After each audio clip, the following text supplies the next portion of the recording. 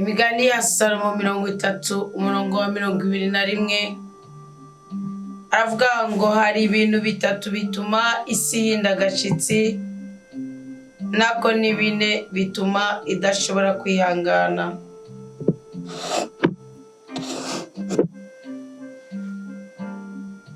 Icyambere, iyo umusuku abaye umwami, iyo umusazi ahimbye umukate,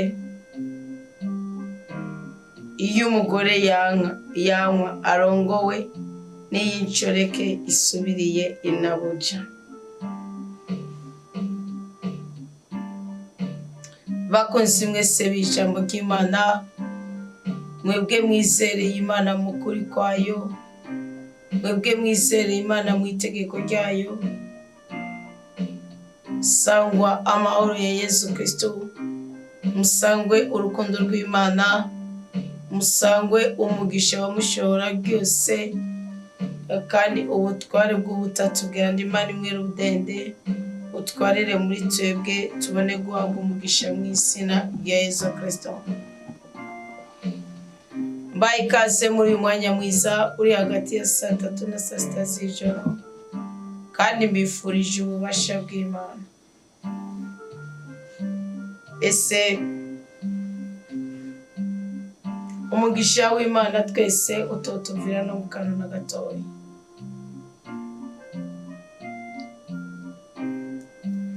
Ese urukundo rw'Imana rutotuvira no mu kanwa na gatoya.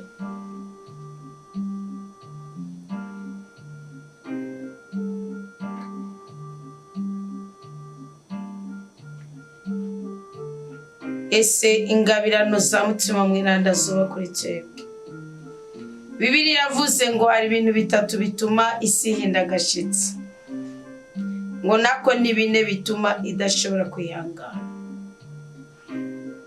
Ibintu bishobora kunyeganyeza isi, ibintu bishobora kunyeganyeza ubutunzi bw'abantu, ibintu bishobora kunyeganyeza icyubahiro cy'abantu, ibintu bishobora kunyeganyeza ubushobozi bw'abarunaka, ibintu bishobora kunyeganyeza ibyo byegunganya amarangamutima yawe.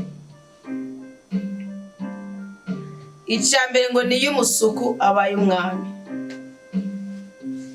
Hari ibintu isi yihaye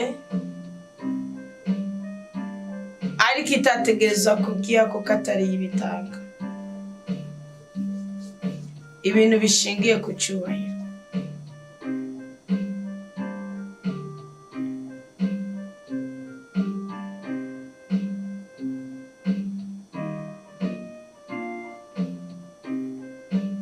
Ubundi icyubahiro ni Imana igitanga.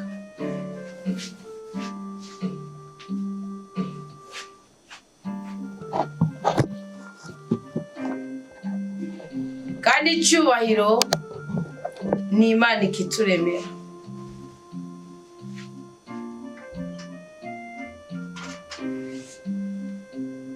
Umwami Salomo yari umwami w'igikundiro, yari umwami yahamagawe n'Imana, yari umwami yatowe n'Imana, yari umwami yavuzwe ko n'Imana. Ariko Bibiliya iravuga ngo abagore bayobya umutima wiwe.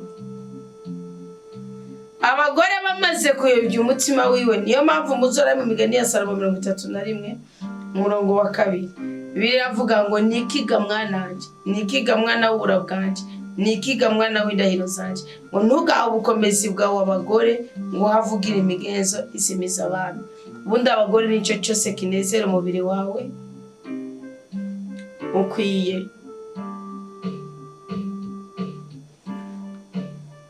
kubanza ugasuzumisha umwuka w'Imana, ukaraba ko gishingiye ku iteka n'icyubahiro by'Uwiteka.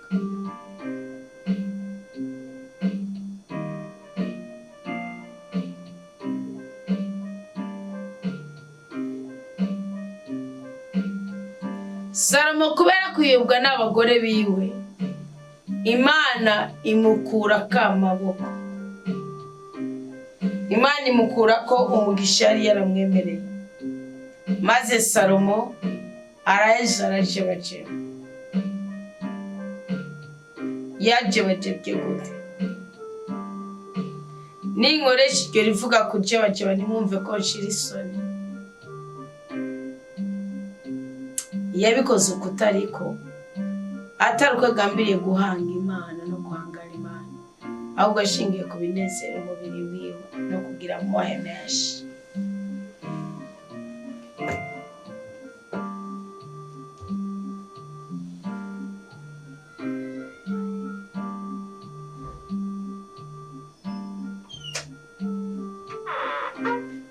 Imana umunsi umwe irarungika umuhanuzi Yahiya, arambwira ati Salomo,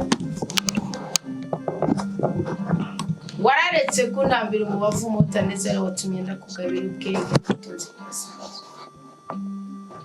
Mwumve ngo Imana icahoye Salomo, agisamba nagwiza abagore Imana aricecekeye. Mugo umunsi yakira umubavu umutaneza akawutambira ibindi bigirwamana, Imana yarapfuje. Ati none rero kubikoze Salomo, nanje ngiye kwambura ubwami, ngiye kwambura ubutwari, ngiye kwambura imbaraga. Salomo aratsambuka.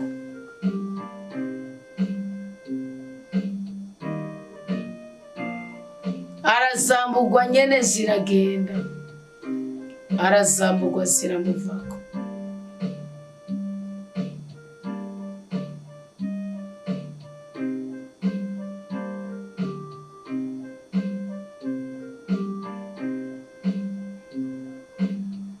Mumva neza ko ubutunzi bwose, iterambere ryose, ingabire zose, impano zose, ibyo tuzi, ibyo dushaka kumenya, ibyo dushoboye, ibyo tutarashobora,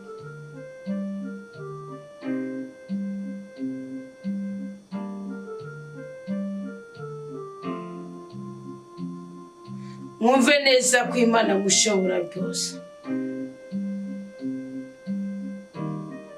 Mwumve neza ko Imana nyene ijuru n'isi.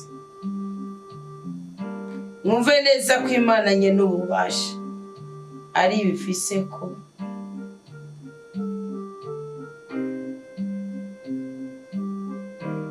Ububasha. Imana yabwira Salomo, umuhanuzi yarakira umutamana, awucamwo ibipande 12. Maze ibipande 2 abishira kwa Salomo, ibindi bipande 10 abishira ku musuku bari kwiremba. Birasigura ngo Isirayeli igizwe n'imiryango 12. Naho wayitwara yose ko wamemukiye, uzosigara inzo zibiri, inzo ya so Yudaism n'inzo ya so wanyumwe Benyamini. Ibiramwambuye gutwara umusuku wiwe, umuzamu wo kwiremba, abararose igihugu. Nuki akarida atakanda ukomoka nawe agira agaciro ku buzima bwawe. Mwene Nebati Yerobowamu ibara riragora shinyaguriza Imana nawe ubwamara bukumva. Ariko icyo nshatse kuvuga ni giki, ngo hari ibintu bitangaje, ngo niyo umusuku abaye umutware. Mugabo mubyumve ngo arabana Imana iri kirimika, arabana Imana iri kiraho ubutware, arabana Imana iri kirashira mu butegetsi. Arabantu Imana, mumvugire ngo Imana, arabantu Imana iri gushiramwo ubudahangarwa.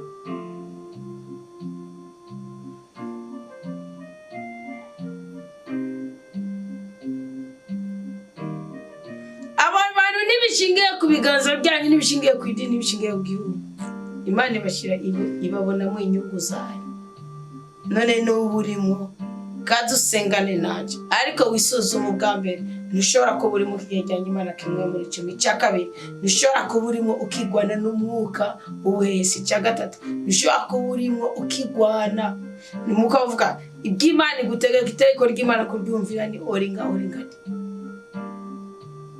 Stefano yavuze ati novuma abamishayeli, twopfuma dupfa duhogwa kumvira Imana ahako turekwa ngo turenge itegeko ry'Imana.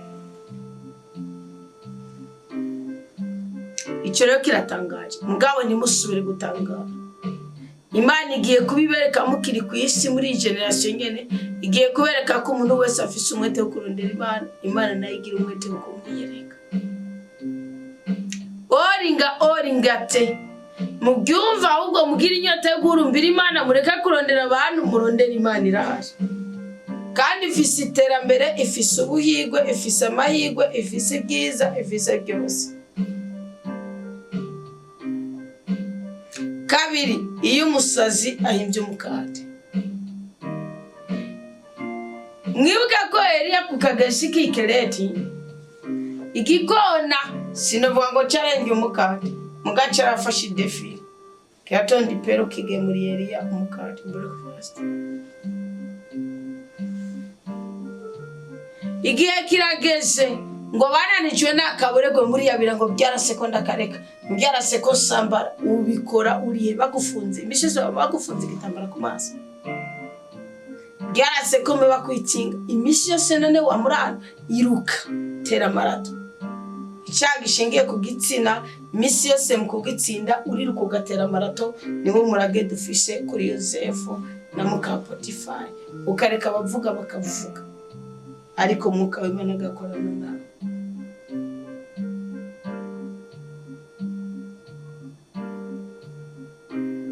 gatatu iyo umugore yankwa arongora ari igihe ushaka ufise igikundi icankiro mu buzima bwawe kikagenda kigakuraho n'akamaramuziro k'igikundiro wabufishe ushaka ufise icankiro hamwe abantu bose bakuzibukira abantu bose bagutinya abantu bose ariko Imana ishobora gukorana nawe igihe bitangaza ukagira urugo rwawe ukagira umugisha wawe ukagira ubuzima bwawe impano y'Imana iri muri wowe ikajaho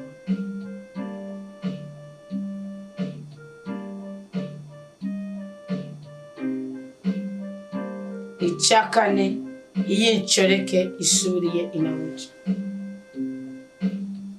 igihe cyose umugabo ari mu ntege nke abashobora kuyoborwa n'umuyaga aho kuyoborwa n'itegeko ry'Imana Burahamu yarabizi ko kuryamana n'incoreke ari bw'iwabo mu Mesopotamiya mugabo urukundo yakunda Sara rwamwemeje ko icyo Sara mubwiye cyose kiba ciza mu niyo agenda kuryamana na Hagayi bibyara umusaruro wo kubyara umwana atarera adahumurage Ishumayeli atanezerwa atari bugirike bitandukanye n'ubusa incoreke ishobora gusubira inabuja kuko inabuja bifisemo uruhara niyo mpamvu umwanda babwira ati iyo muvuga ngo tanti genda usasire tanti ishirira amazi boshi iyo muvuga ibintu byose ku mugaragaro afise isuku kugusumbya azi kwegeranya ibintu abagabo barakunda utwo tuntu abagore b'umwete kandi abagore nabo murakunda abagabo b'umwete binjiza ikintu profitero kaje mbwira icyo musengereye ari incoreke zisubira bayinabuja kuko bayinabuja bazitanze kandi mu bisi mukasaragurika Sara yaratanze Hagayi munyuma arasaragurika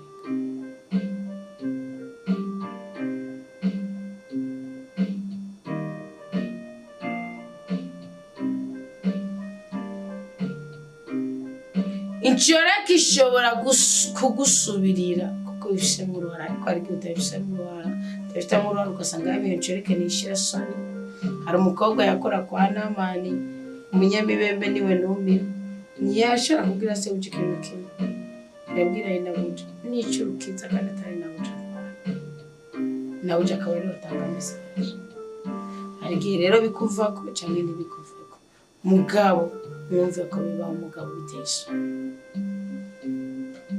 none rero bakundwa b'umukama ibi bintu bine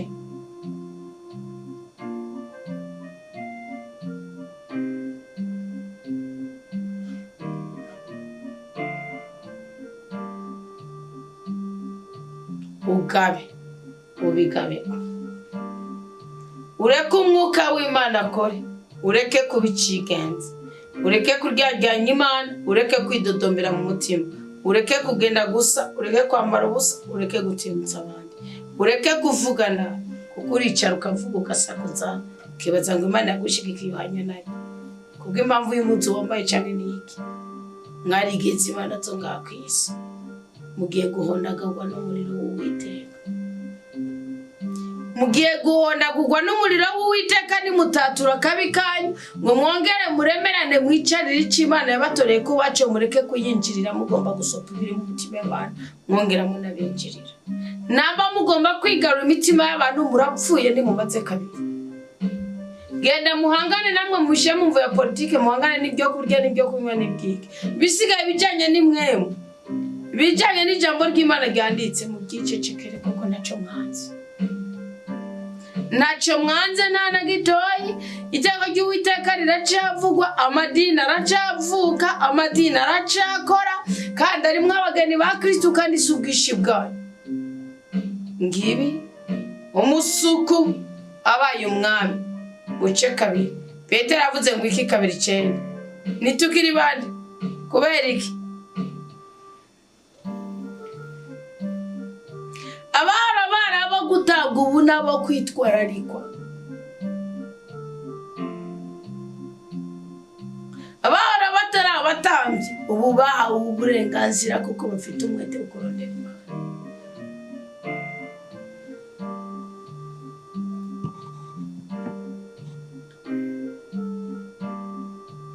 Abara bafise icankiri kinigihe cyo gukundikika.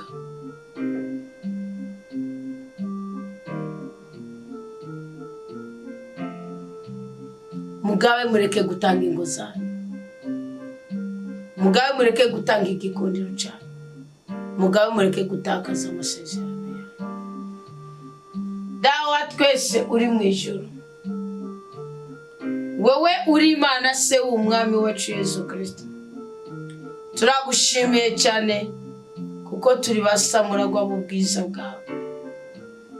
Tugukengurukiye ubwa mbere kuri ingabirano y'ubuzima dufise, tugukengurukiye ubwa kabiri ku bwiza byose waduhaye kuri uyu munsi, tugukengurukiye ubwa gatatu kuko n'uburi kumwe natwe, tugukengurukiye ubwa kane kuko n'ubundi ugumana natwe, tugukengurukiye ubwa gatanu kuko muri iri joro uja kubana natwe ukaduha indoto nziza.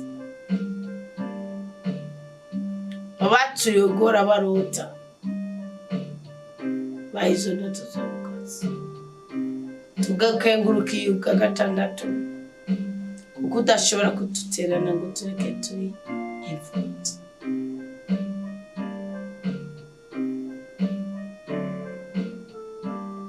Tugukengurukiye kubw'indwi kuri Imana ikora ibitangaza kandi n'uburi kurabidukorera. Yaga mu izina ry'umwana wa Yesu Kristo kugira ngo ubuzima bwacu buhembukire kuronka impinduka. Mukama Yesu Kristo mwagazi w'Imana, wewe wenyine ushoboye gukiza abantu bose ibicumu. Amaraso yawe miranda naducyorore Yesu, ubukomezi bwawe ntibutuse ko Mukama, urukundo rwawe nirutugereremo.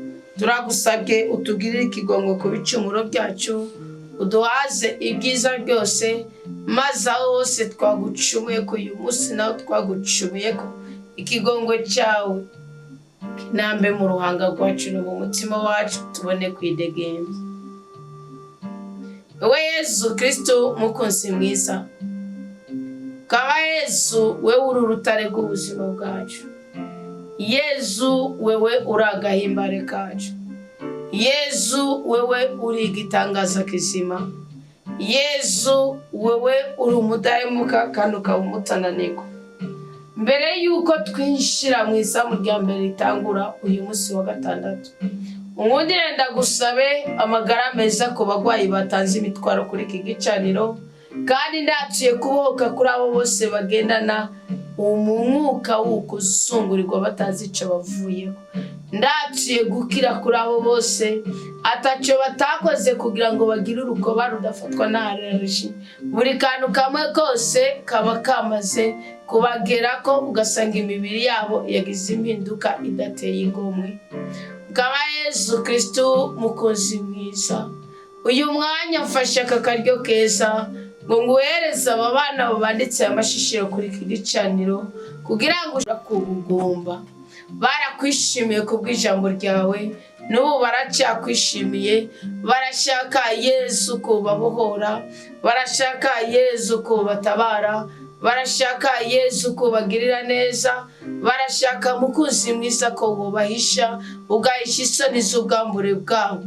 Aba bose bitunatunye mu marangamutima, nibabona uko babivuga kubera ubwoko bw'amadeni bagendana, nibabona uko babivuga kubera imyaka bamaranye igisuzuguro c'ingwara, nibabona uko babivuga kubera igihe bamaze bari mu bisuzuguro, bari mu bigeragezo, bari mu miryano hagati y'umugabo n'umugore.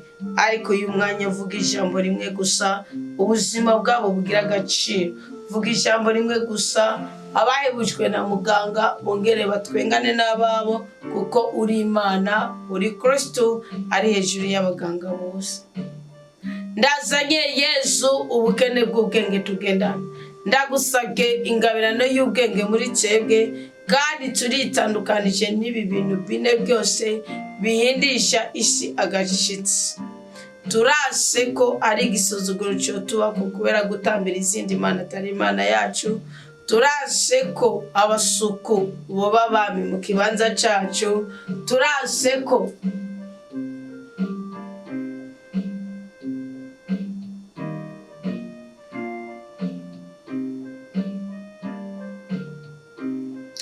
twogera ku rwego rw'icangiro, ku rugero rw'uko bavuga ngo ntiharongowe umukobwa harongowe umugore. Turase Mukama Yesu kwinshoreke zinjira ku buriri bw'abayinabuja.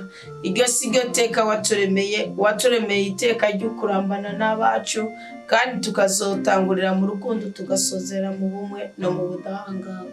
None Kristo mukunzi mwiza, kwari wenyine n'ibifungurwa gaburira abashonje, kwari wenyine n'ubutunzi zawe n'ifeza rihira imyenda bayifise, kwari wowe wenyine n'ubuzi bwiza kandi bwemba neza. Rosa akazi umwana we yizereye muri isengesho, ndabigusabye. Rosa akazi umwana we yizereye muri isengesho, muri za nzira zawe zirenga igihumbi, wugura inzira y'ubutabazi kuriwe. Ndagusabye ibi biguru bidindiye, ndagusabye uwo mugongo udasanzwe, ndagusabye Yesu umuti w'isi infection vaginale, ndagusabye Yesu umuti w'akakanwa kavuga nabi, ndagusabye Yesu umuti w'ayamenyo aryana gose, ndagusabye Yesu umuti w'akakanwa kanuka. Zibura imitsi yose cyane cyane yetwara amaraso mu bwonko bwacu, mu mutima no mu bindi bihimba. Vura urugwagasha rw'abana bawe, vura y'amayentesite y'abana bawe, kuraho ubugumba, kuraho ibivumo, kuraho imikoshi, imika imihezagiro, wimika ubwiza, wimika ubutungane. Twitandukanije n'ikintu kibi cyose cyo dukura mu rukundo rw'Imana, twihuje n'ubwiza bw'ubutatu bwa Imana imwe rudende. Iri joro duhezagire, indoto mbi turazibiye ntizikagire impact ku buzima bwacu, kandi indoto nziza nazo turazihamagaye zihoberane n'amarangamutima yacu. Turinda abakenzi, uturinda abarozi, ibishano biri muri twebwe n'ibishano biri mu bana bawe ubibadawishe, ubibarukishe kuri umuganga rejo abandi baganga. Imibabaro igendane mu mitima y'abana bawe ubavunjire, ubaho umunezero. Ubusuzuguro, ibisuzuguro bikureho ubudahangarwa, ubwiza n'ubwizigirwa bitubeko, maze mu byo twabayemo byose uyu munsi ari nazwe ubutatu bwa Imana imwe rudende, kuko ariyo Mana igaba byose, ariyo Mana nyene ijuru n'isi. Urakoze nuduhezagire, urakoze nutubohore, urakoze nuturinda kabi, urakoze nuturinda ibisuzuguriro, urakoze nuturinda imiryano, urakoze nuturinda agacinyizo k'aba diamond, uturinda ikirimiro ry'aba diamond. Ndasengeye abana bahora barasambana n'amajini, barota basambana n'abapfuye, bakarota basambana n'imizimu. Maraso ya Kristo nabohora ibitsina byabo bidegembye. Ndasengeye abafite imwemo y'ubusambanyi, ndasengeye abafite imwemo y'ukwisambanya. Mwami Imana batabare babohore, nabo turabakeneye kandi nabo n'abantu bawe. Mukama ndasengeye abafite umwuka mu gusakuza kuvuga ibitari byo, ababikora kugira ngo baronke inyungu runaka, ibiganza byabo birakavomera mu biva, kuko ibyo bazaba bakoze bizoba byababaje abana bawe bakwishikaniye ko kandi bakagushikanira ubuzima bwabo bwose. None rero uduhezagirire mu bumana bwawe, utwumve nk'abasabyi bawe nk'ibibondo byawe, bisigare utugire neza, turungire umutima w'umwenda twubahure gusenga, kandi n'ihimini itagira kwingana ku bwacu, maze mu izina rya Yesu Kristo duhembuke, igihugu cyacu gihembuke, kigira amahoro, umugisha n'umugwiza ku bw'abapfukama bagasenga, kandi n'imiryango yacu ibohoke, abagabo n'abagore basubirane, ingwara zito zikugweko, ubukene tubikugweko, gutyo twererwe mu byo dukora byose. Mu izina rya Yesu Kristo twakiriye umugisha w'Imana, naje ndawatuye. Muragahorana umugwiza, muragahorana ibyiza, muragahorana ibyishimo, muragahorana urukundo, muragahorana ubudahangarwa, muragahora mukugwa kwiga isuzuguriro. Mwarahezagiwe. Amen.